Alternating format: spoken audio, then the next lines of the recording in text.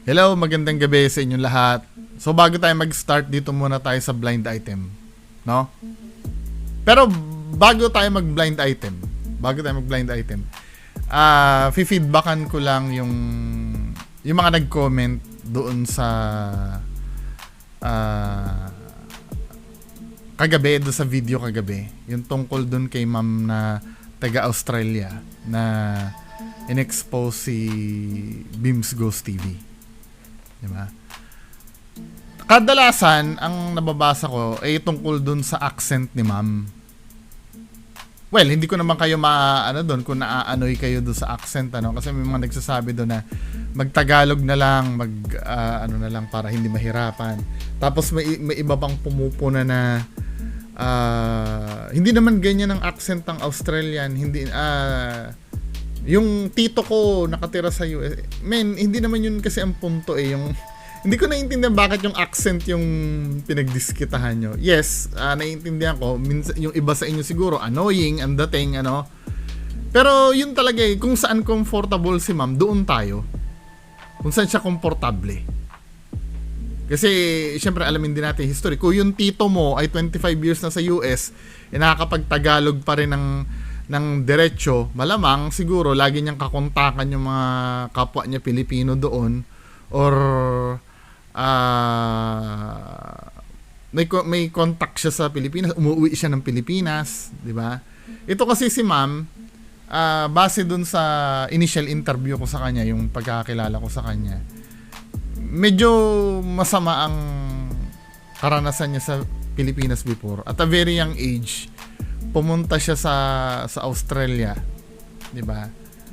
I do believe, correct me if I'm wrong, ma'am, i-PM mo na lang ako, wag kayong magko-comment sa baba. Kung ang pagkakaintindi ko, wala kang formal education nung pumunta ka sa Australia, na parang ang ni ma'am doon, talagang makisama doon sa culture doon. Kasi talagang may siya sa Philippines, may masama siya nakaraan sa Philippines. Pero mabait to si ma'am, di ba? Nagpe-pay forward si ma'am dun sa magandang sinapit niya sa Australia.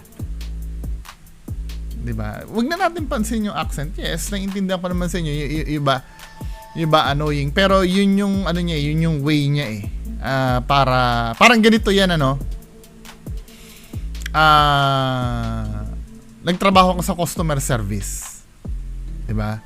Kadalasan, pag may nagko-complain na customer, nag-i-English.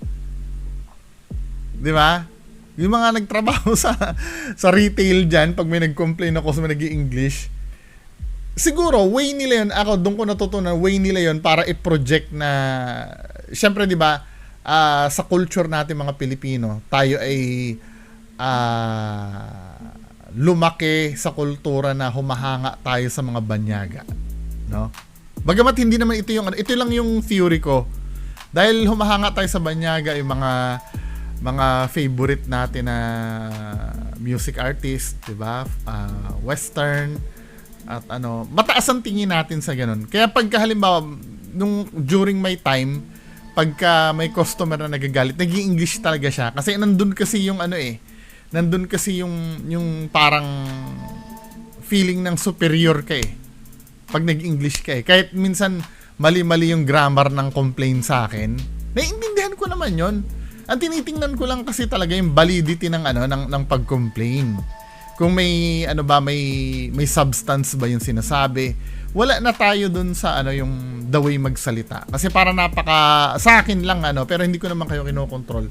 Kung yun na feel nyo dun sa video, anyway, kalayaan nyo i-comment dun. Pero sa akin kasi, napakababaw ng dahilan na ang punahin mo ay yung accent, yung parang ang dating kasi parang racist 'di ba? What if halimbawa kayong pumunta sa ibang bansa, then alam mo 'yon, nakakalungkot lang kapwa Pilipino, doon comfortable si ma'am 'di ba? Kahit ba sabihin niyo na annoying yung accent or 'di ba? Doon comfortable si ma'am. Way niya 'yon para mag-express. 'Di ba? Hindi mo pwedeng husgahan yung tao na ba't yung tito ko. Iba-iba kasi yung tao, Kung yung tito mo ay 60 years na sa US, tuwid pa rin mag-Tagalog. Maybe may constant siyang nakakausap na na mga kapwa niya Pilipino doon. 'Di ba? Kaya ganun yung pananalita niya. Then parang ganito lang yan 'di ba? Si Jay Costura nasanay siyang iniipit yung boses niya. Hello mga kanostomatics. Kahit kailan hindi ko naman hindi ko naman masyadong hinighlight yun Napansin ko once pero para kasing hindi naman na importante kasi yung the way ng pagsasalita. 'Di ba? Sana magets nyo. Yung diwa nung sinasabi ang fokusa natin. Halimbawa, kung may nakita kayo inconsistency doon sa sinabi ni ma'am, yun ang punahin natin. Halimbawa, na hindi naman totoo yung sinabi ni ma'am na ganito, ganyan. Pero yung atakihin mo yung yung accent, 'di ba? Paano kung halimbawa Bisaya ka tapos atakihin din yung accent mo? Maliligayahan ka ba, men? Hindi, comparison lang naman. Sabihin mo, pucha, ilang taong ka na sa Pilipinas, hindi ka pa rin marunong mag-Tagalog. 'Di ba? Bali-bali ko pa rin ang Tagalog mo. Wala, culture niya yun Kung yung tito mong Bisaya kaya magtrabaho magsalita ng Tagalog ng straight, 'di ba? Kahit Bisaya yung tito mo, hindi mo pwedeng itulad sa ibang Bisaya din na talagang nasanay mag-Bisaya talaga. At pag magtatagalog, medyo iba yung accent. Just imagine, pwede ko ba idahilan? Ang tagal-tagal mo na sa Pilipinas, yung mga music natin Tagalog, mga pelikula natin Tagalog, mga palabas natin sa TV, tapos hindi ka pa marunong mag-Tagalog. Offensive yun, men. Tapos mali-mali pa yung bigkas mo ng Tagalog. Yung I mo nagiging E. 'Di ba? Nagiging madiin yung E mo. Unfair yun na nasitahin nyo yung Pero sinasabi ko lang naman yun, kalayaan nyo naman yan Ako sinabi ko lang naman. Hindi ko kayo binabawalan ha. Baka sabihin nyo, bakit ikaw Sinabi ko lang. Kasi mas maganda ang pupunahin nyo sa sinabi ni ma'am, yung sinabi niya. Hindi yung the way siya magsalita. Kahit naman saan dito, medyo nabibiro-biro ako, guilty din ako minsan dyan Nabibiro-biro ko din, di ba, yung Reborn Adventures. Masaya Pero hindi ko siya, hindi ko siya kinontrol kung paano siya magsalita. Di ba? Pero yung, nabababawan lang kasi ako, men na instead na yung diwa nung video, yung message niya, yung sitahin, sa accent tayo napunta. Na some of you, na alam nyo naman dapat yung pinaglalaban natin dito. Anyway, diretso tayo dun sa Hindi ko kayo pinagbabawalan ito, nasabi ko lang naman po. Kung trip nyo yan, pagpatuloy nyo lang. Ngayon, forward tayo dito sa blind item. Sinabi kasi nung nag-complain sa akin, wag mo na lang sabihin, kusa niya naman mararamdaman yun pagka pagka nalaman niya siya yun May isang ghost adventure. Clue na yun may isang ghost adventure.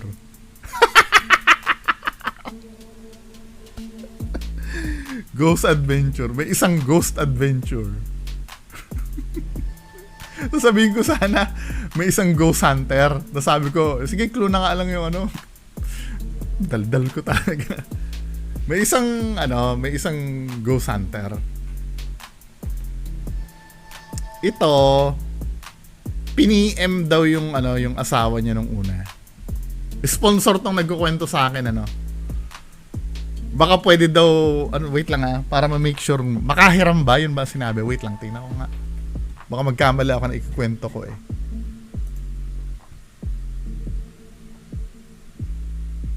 Ito. May screenshot to nang hiram sa misis ko ng pera. Pero sabi, magbabayad daw siya. Maliit na halaga lang naman, pero di binalik. Sabi, ibabalik daw, pero wala naman. Diba? Ako ang nagbigay. Ito may sakit din to Yung misis niya, may sakit din to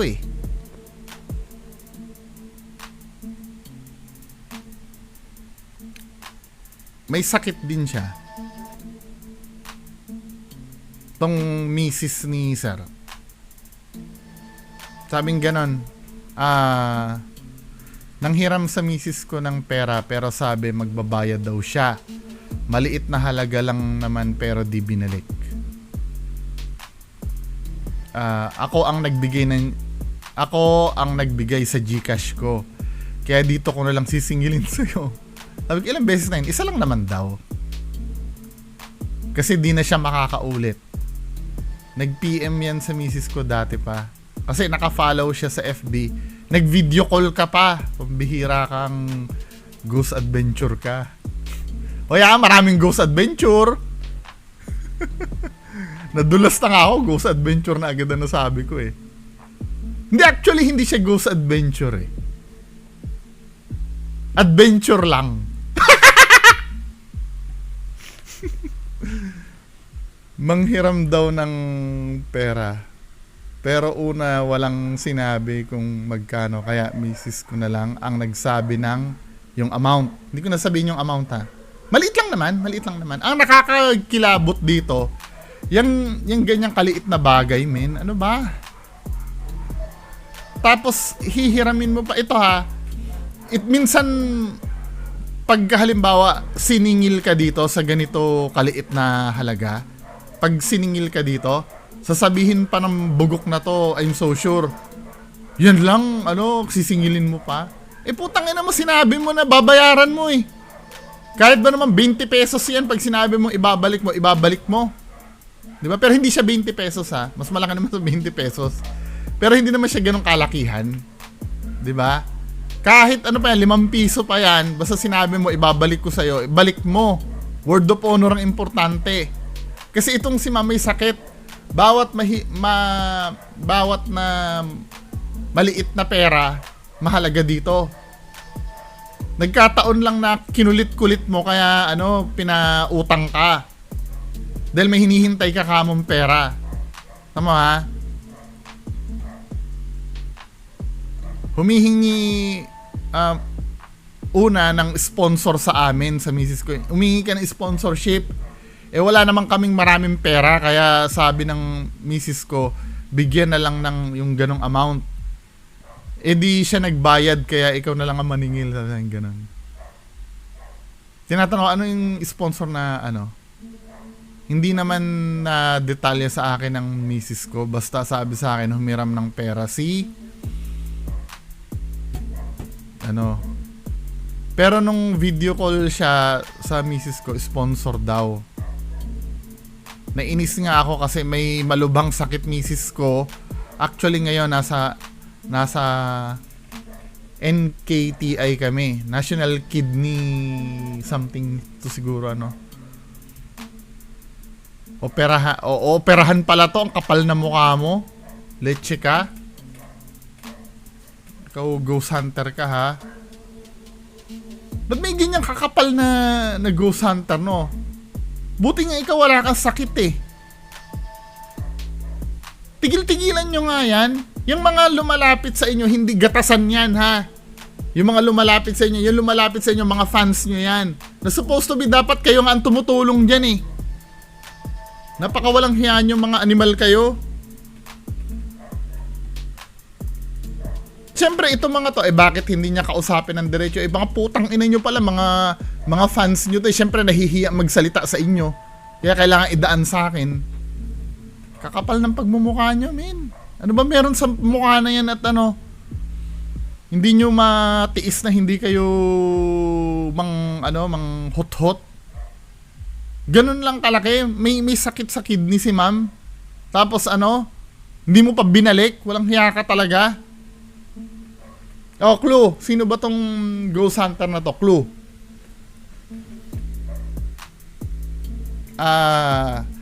Katunog niya ang isang religion na may pastor. Pag hindi niyo pa nakuha yan, ewan ko lang sa inyo.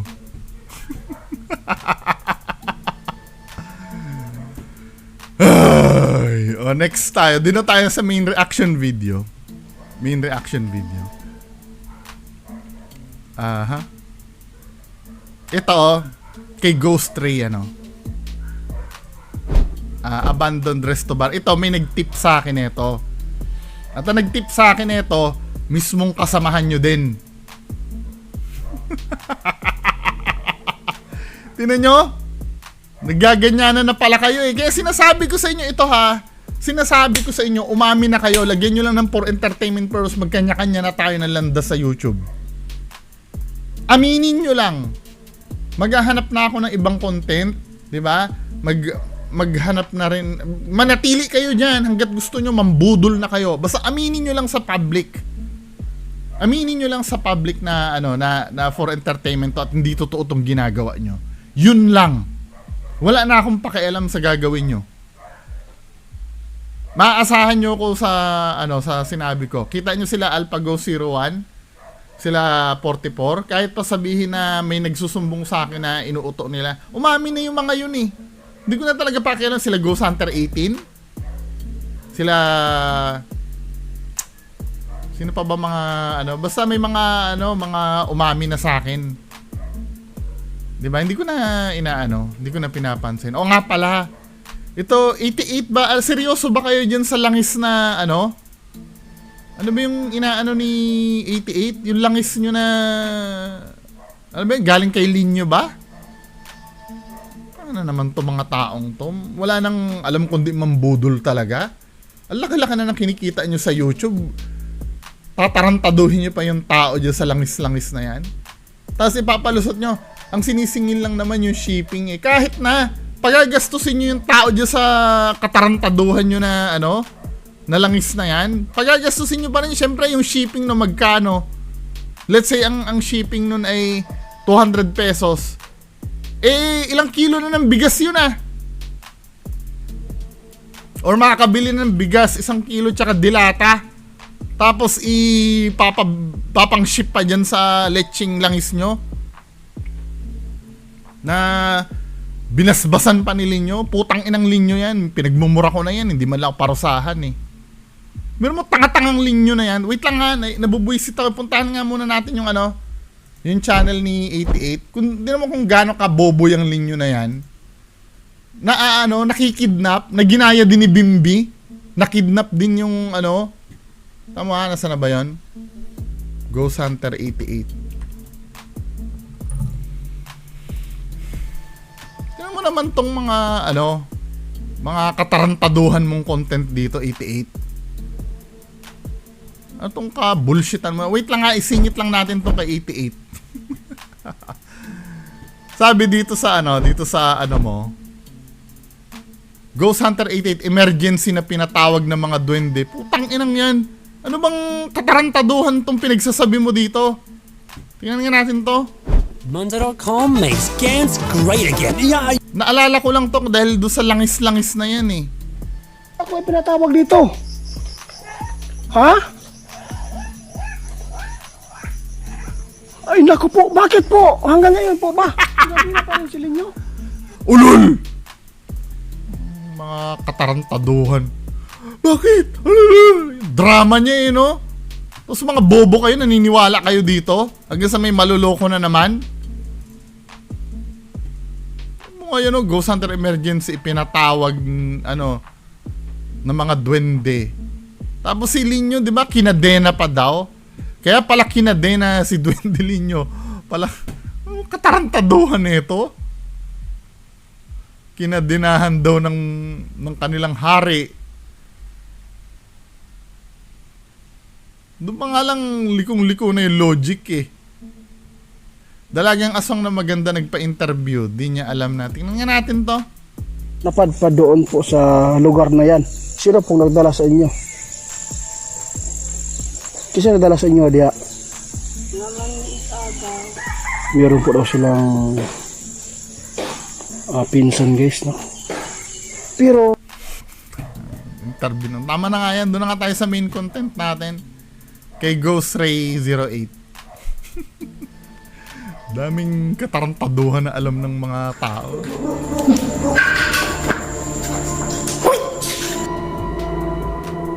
Ano yung tinuturo? Oh, so ito. Oh, may ito na naman tayo, men eh. Ano naman katarantaduhan yan? Ito. Dedebunkin ko to gamit yung ano, yung mga words na sinabi ni Sir Ed Caluwag. Inuulit ko, hindi naman talaga ako sure din sa sinasabi ni Sir Ed Caluwag, pero since na ang pinag-uusapan natin dito ay paranormal at siya ay kilala sa larangan ng paranormal sa Pilipinas, 'di ba? Kinukuha siya ng mga legitimate na news agency para mag-analyze ng mga ganitong bagay. 'Di ba? Kasi siya yung sinasabing paranormal expert sa Pilipinas si Sir Ed Caluwag Bagamat ako kahit paano may reservations pa rin ako. Inuulit ko. May reservations pa rin ako pagdating kay Sir Ed Caluwag. Pero dahil sa credibility na na-build ni Sir Ed Caluwag sa Philippine media, 'di ba? May sense na siya yung konsultahin natin pagdating dito. Ayon kay Sir Ed Caluwag, babalansin niyo rin lang naman, 'di ba? Sinong paniniwalaan nyo? Si Sir Ed Caluwag na pinagtatanungan ng news and current affairs ng GMA? O itong mga bugok na ghost hunter na to na walang ginawa kundi gumawa ng peking video? Sinong paniniwalaan nyo? Choose! Diba? So ito, ayon kay Sir Ed Caluwag, kung i-analyze natin itong video na to, zoom ko may anino May anino yung video, may anino. At dahil may anino yan, ito peke na agad to. Ano ba pinagsasabi yung masipag na multo or yung katarantaduhan ni Kuya Red na kaya daw may anino kasi sobrang lakas daw ng energy na all that bullshit. 'Di ba? Ano nyo diyan? Anong katarantaduhan na naman tong ginagawa nyo na to? Ano ba?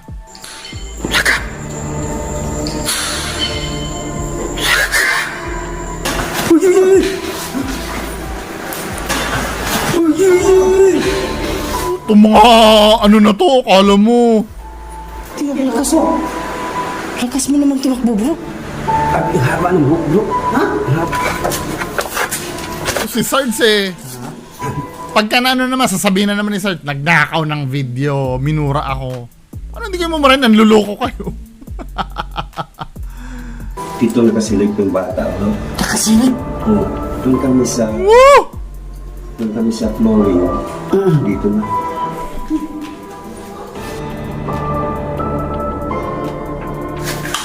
Putahan mo, bro. Just imagine yung mga ganyang bagay, bagal-bagal nilang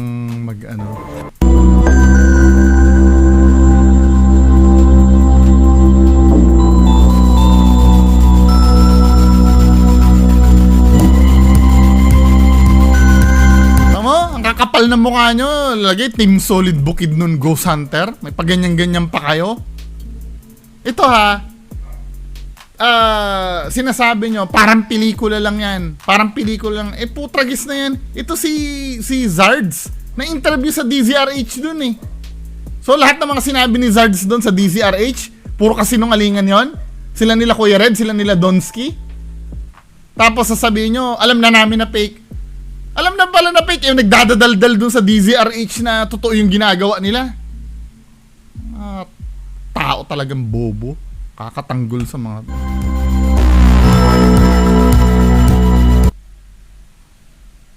Take the Sarsaya Challenge. Gulay ay pasarapin, Sarsaya gamitin. Ang Sarsaya may tamis alat linamnam. Sarsaya. Magandang gabi po sa inyo mga kaidol. It's me again, Ghost Ray Siroet. Sana po ay nasa mabuti kayong kalagayan dyan. At lalo na sa ating mga OFWs. Yan, ito! Dito pa nga lang alam nyo na agad ang target na itong mga to OFW agad ang binabate. Paano naman kami dito sa mga Pilipinas na fans nyo? OFW agad yung binati Palagi maman sir. So ngayon dito tayo sa isang alam na agad yung yung Resto Bar. Saan ay grabe. Maraming kababalaghan nandito mga kaidol. Ganitong tagal na naambandon. So ngayon ay isa tong big collaboration mga kaidol, kasama natin ang ating mga idol ngayon. Kasama ko si Arts Go 04.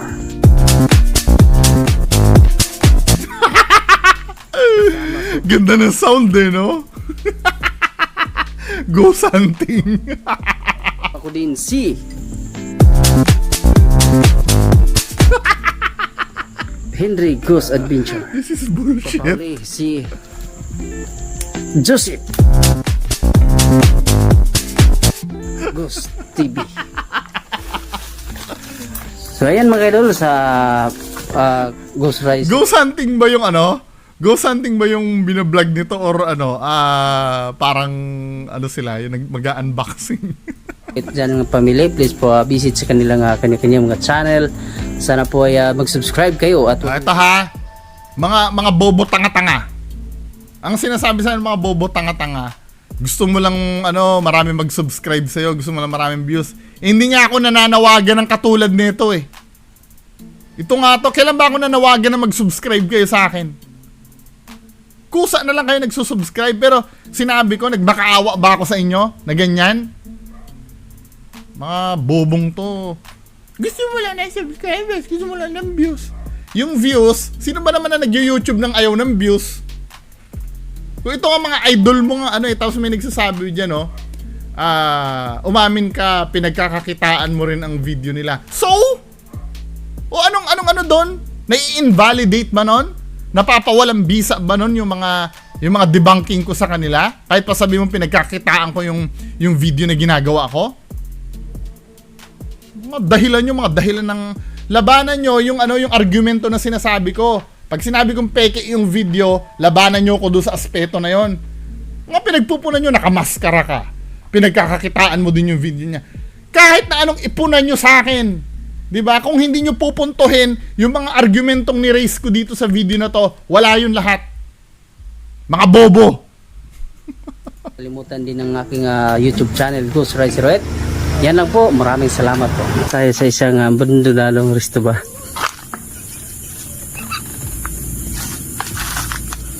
Dito tayo sa isang abandonadong resto ba mga gado. Puro mga abandonado eh, no? Wala pa eh, kalabugin na. Nakikita nyo kung gaano ka ano, kung gaano ka kung gaano ka gas-gas yung mga ganitong style na mag-start may magbabato agad, may kakalabog agad do sa loob. Gas-gas na no, yung style na ganyan no. So grabe. Hindi pa papasok bigla may kakalansing sa loob. Si Sarge, akala mo naman totoo yung ginagawa nila.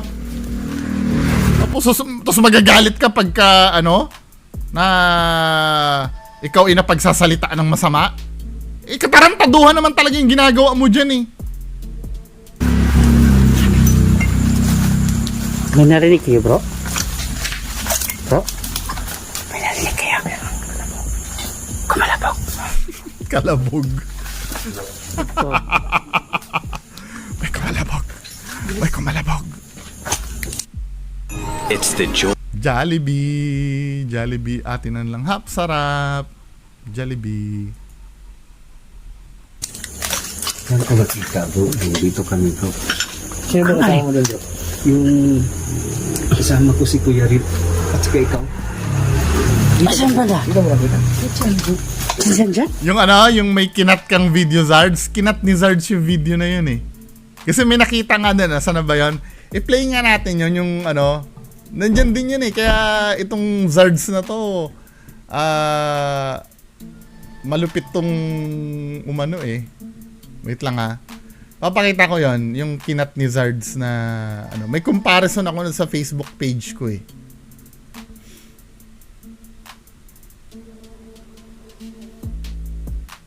Yung mga videos. Saan na ba yun?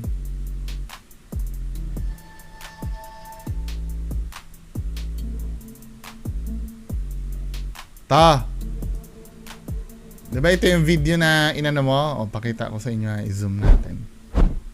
O yan. Ito yung video na inano ni Zards. Yung pineki ni Zards. Ito yung original upload ha. Ito yung original upload. Then, suddenly, alam ko, binura na rin yata totally to video na to. Tama ba ako, Zards? Ito yung original upload niya. Nakasync tong dalawa ha. Tandaan nyo kung saan banda niya pinutol.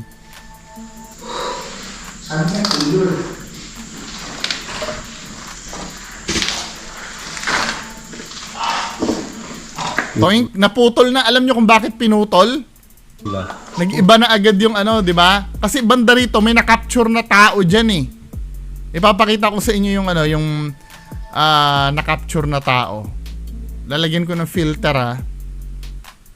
Saan na ba yan? Color correction. Ano ko, tataasan ko ng gamma. Sabay pa yan, ano? Pagdating dito, bigla naputol dito sa ano, kinat na ni Zards.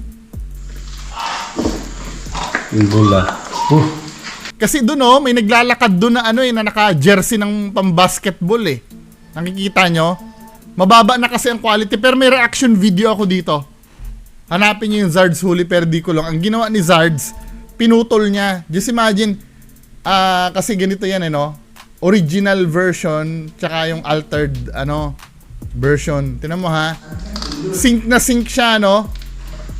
Nung na-booking, biglang pinutol niya. Boom! Nag-cut. Yun kasi may nakitang naglalakad doon. Nakita nyo naglalakad? I-zoom ko na nga para makita nyo. I-zoom natin. May nakita naglalakad doon na hindi kasing damit ni Kuya Red. Tsaka ni Joseph Ghost TV. Inisa-isa ko yun eh. Tignan mo ha, dito, banda rito. Nahuli. Ayun o, naglalakad.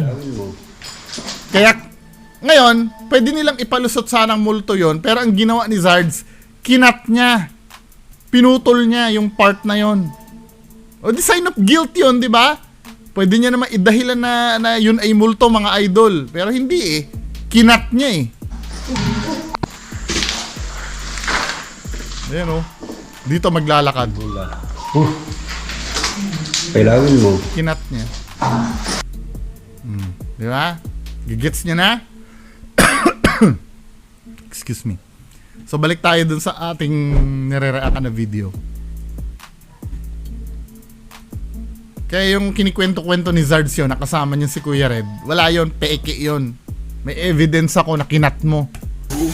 Yung pag-cut na yun, evidence na yun eh. Dahil kung hindi ano yun, kung hindi fake yun, dapat hindi mo kinat. Anong nakikita niyo dyan? Ano nakita? Nakaputi daw. Eh, hindi pa nagpapakita yung white lady, ano? Yung multo. Alam niya na agad eh.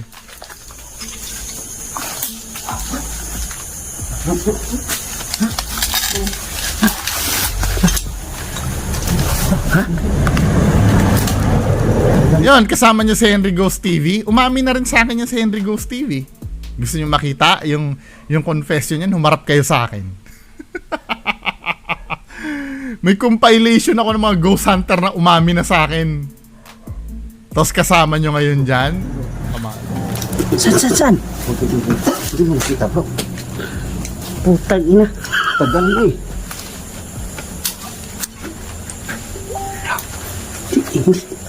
Anong nakikita niyo dyan?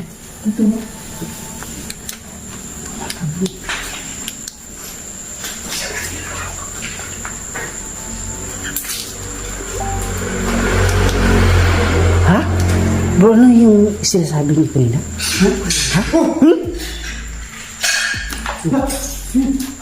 Ay, nako.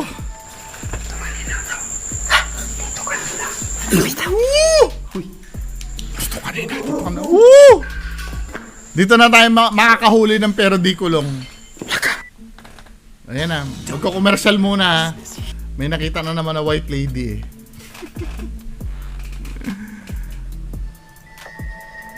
So, yan. Nakita. Ito ha. Hindi ko pa napapanood tong part na to. Intro lang yung napanood ko. By using yung common sense, anong dapat ang gawin nyo dyan? So, nandito yung parang pader, ano? Nandito yung parang pader, nandito yung white lady. So, ano dapat ang gawin nyo dyan? Zards, ikaw ang pinaka-leader dyan. Anong dapat gawin?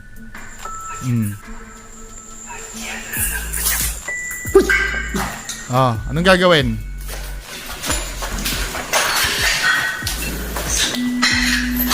Nakikita niyo ang problemang ginagawa nila. Yung camera nila, hindi nila itututok agad. Nauuna yung ulo nilang i-check muna. Mini-make sure muna nila na wala sa range ng camera. 'Di ba? Yung camera nila, hindi muna nila itututok, nauuna yung mata nila. Pag na-check na nilang wala, sa kanila ihaharap yung camera ngayon. Katulad nito ni Zards, 'di ba? Tingnan mo yung camera ni Zards yung oobserbahan natin. Nakita mo yung white lady dyan, so pumunta yung white lady dyan, ano? Ngayon, pupuntahan, ignore nyo yung camera nitong dalawa. Kasi ganun din ang ginawa nila eh. Tama yung camera ni Zards Hindi mo na itututok yung ano doon, hindi mo na itututok yung camera doon. Sa pader mo na itututok yung camera. May make sure muna nila na malinis bago nila itutok yung camera. Kaya wala silang mahuli-huling multo sa camera nila. Iniiwasan kasi nila. So just imagine nakita mo yung multo dito na pumasok, nakita mo yung multo na sa gilid, ilang segundo bago niya ikabig yung camera doon. Tama nandiyan na siya doon, 1001, 1002, 1003, 1004, 1005, 1006, 1000, 7 seconds, men! Ano pang aasahan mo makita doon? Sa 7 seconds na yon.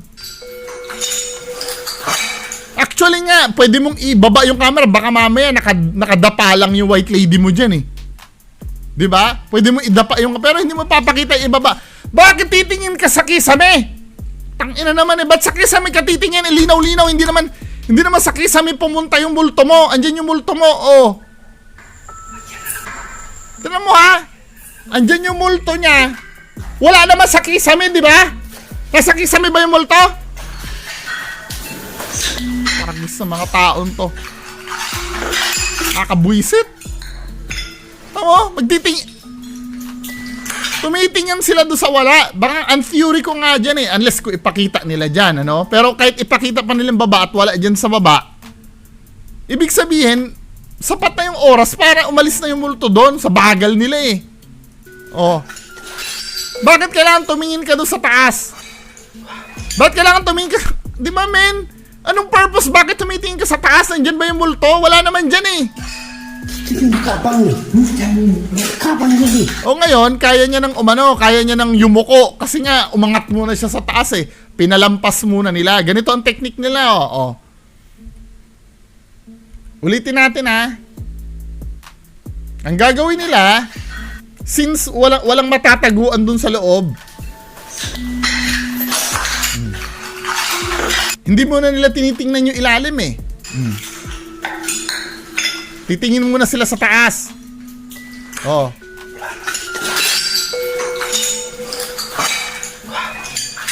Pagtingin nila sa taas, pwede nang gumapang yung multo palabas niyan. Kapang yun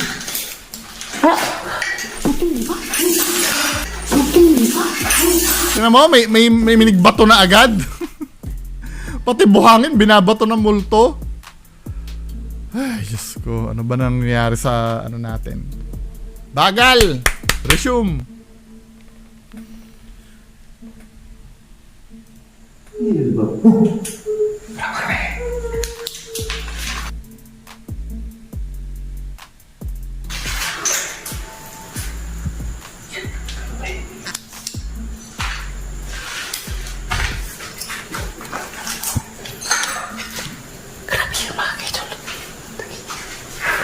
Grabe. Wala. Ito, mahuhuli kayo dito. Mahuhuli kayo dito.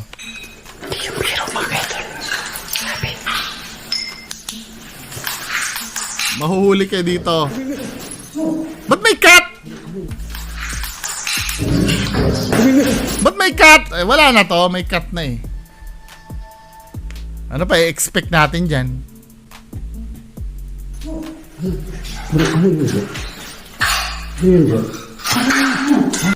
Sayang ano, dapat hindi niya kinat, no? Ano ang simento? Ha? Para simento nahuhulog dyan. Hindi gumalaw eh. Hindi niya dapat kinat. So, dahil hindi niya pinakita kung ano nangyari doon, so anong iisipin namin diyan? Ayan yun. Yan. Simento bro. Oh, yan. You know, anong iisipin namin kung ano 'yan? Kung dahil kinat mo na. Kasi kinat mo hindi naman namin nakita kung ano Kasi nangyayari. nakapasok dyan kanina. Dahil kinat mo, ibig sabihin merong ano diyan, may obvious na nangyari diyan. Ganun lang naman mag-analyze Kung ulitin natin ulit doon sa may part na kinat, no? So ito kasi yun nung una. 'Di ba? Yan 'yon. Boom, bigla nag-cut, no? May tinuturo siya doon na hindi natin alam kung ano nangyari. Bakit mo kinat? Ba't hindi mo pinakita sa amin? Ibig sabihin, may tinatago ka. Si Henry Ghost, no, pumunta. Ano ang simento? Ha? So malapit na tayo doon sa sinasabi nung nag-tip sa akin na huli pero di kulong. Pero tingnan natin. Para Tingnan simento natin. nahuhulog dyan. Hindi gumalaw eh.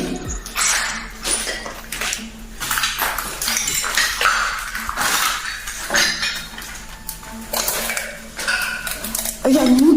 Yan. Simento bro. Oh, yan. Yan kasing nakapasok dyan kanina. Oh, dyan dito.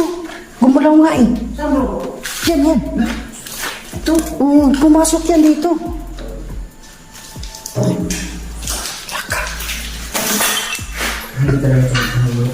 Laka. Hoy!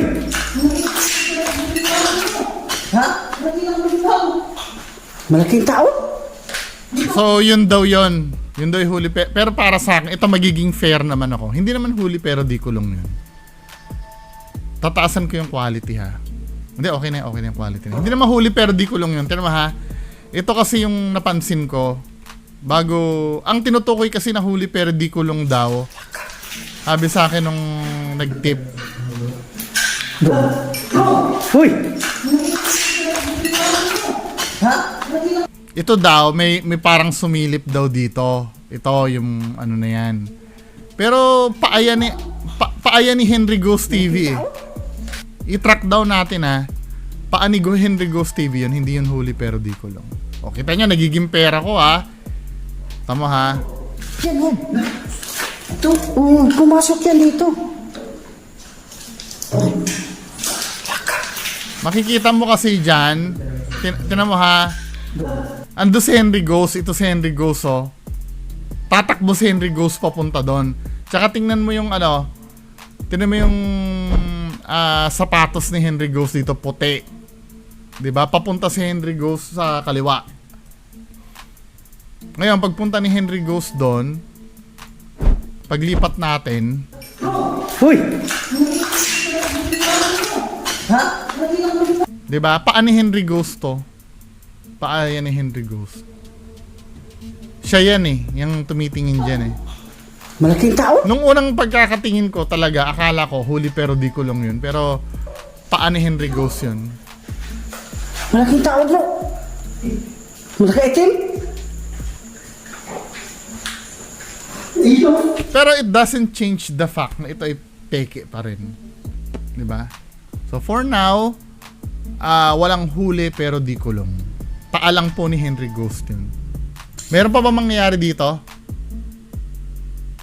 May katarantaduhan pa bang mangyayari dito? Kasi napapansin ko parang yun at yun na rin lang. May magpapakita, hindi naman titingnan ng maayos.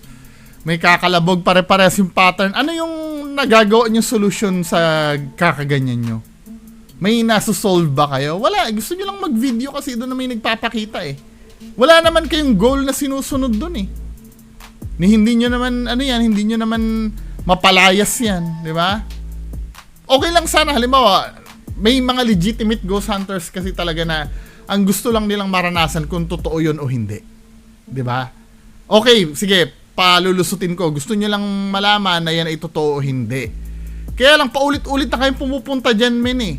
Once pumunta na kayo dyan, may na-capture na kayo doon na quote-unquote white lady, ba't uulitin at uulitin nyo? Ibig sabihin, pinagkakakitaan nyo na lang talaga yung yung lugar.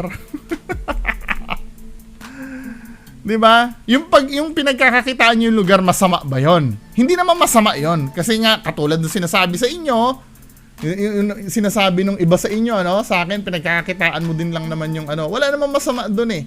Ang masamang part kasi doon, yung niloloko nila yung ano, yung nanonood. Pagkakitaan nyo ng pagkakitaan nyo, ginagawa naman talaga ng vlogger yan eh. Yung mag-explore na ganyan. Ginagawa naman talaga yan eh. However, ang problem kasi sa ginagawa nyo, pinapalitaw yung totoo to, na hindi naman talaga totoo. Ano yung danger doon, mga kababayan ko? May mga napapaniwala kayo. Tapos hihingan nyo ng pera yung sponsor. Na sinasabi nyo, totoo yung inaano namin. Kailangan po namin ng gamit, ganyan, mapapagastos yung sponsor. Sa walang kakwenta-kwentang bagay na ito ipineki nyo lang naman. 'Di ba? Pinaglaruan nyo yung fantasy ng sponsor nyo. Pangalawa, sabi ni Sir Ed Calawag, ang danger ng ginagawa nyo na yan. Akala tuloy ng mga iba, ganyan lang kadali. Magbanggit ka lang ng Crusacra Sikmehilux, ng Dracosit, gumanon ka lang, mawawala na. No! Pag kayo ay tunay na possess, kailangan pa ng ano doon, ng appointed ng Vatican na mag-exercise sa inyo. Hindi paano pag ginaya kayo ng mga tao sa ginagawa nyo? 'Di ba? May naniniwala pa sa inyo na nilalaban kayo eh. Yung mga naniniwala sa inyo na nakikipag-away sa akin, pinapahiya nyo eh. 'Di ba? Tapos sasabihin nyo sa akin, wala namang inaapakan na tao, walang ano. Dami niloloko eh. Daming pinapahamak na tao. Sabihin nyo, wala namang di ba? Kayo, bahala kayo dyan, Pero for now, hindi siya huli pero di ko lang. Yun lang po, maraming salamat. Bye-bye.